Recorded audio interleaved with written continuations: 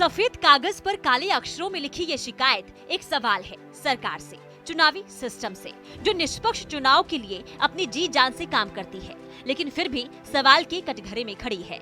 ये शिकायत हिमाचल बीजेपी की तरफ से राज्य चुनाव आयोग को दी गई है, जिसमें पार्टी के प्रत्याशियों के नाम और निशान की जगह बदलने का आरोप लगाया है। अपनी शिकायत के साथ ही पार्टी ने 2 वार्डों की तस्वीरें आयोग को सौंपी है। कांग्रेस पर चुनाव को प्रभावित करने का आरोप लगाते हुए नेता प्रतिपक्ष ने जमकर अपनी भड़ास निकाली। लेकिन सबसे हैरान करने वाला उदाहरण हमारे सामने आज प्रस्तुत हुआ है और उसने इलेक्शन कमीशन की वर्किंग पर भी बहुत बड़ा प्रश्न चिन्ह खड़ा किया है।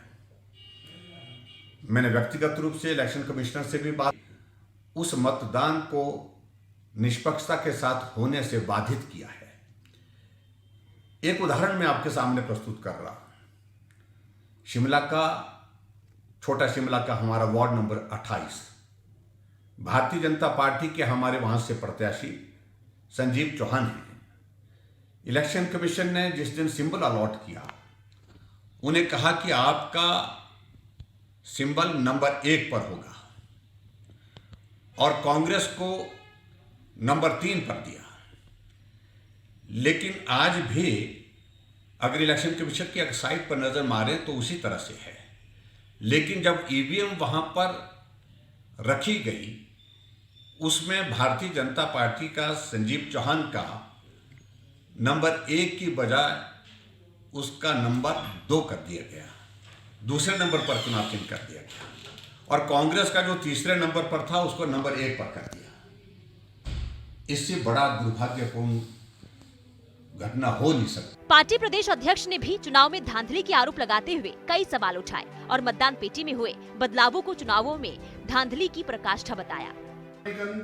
चुनाव शिमला में चुनावी धांधली की पराकाष्ठा, ना ऐसा पहले कभी हुआ और शायद भविष्य में भी कभी ऐसा नहीं होगा।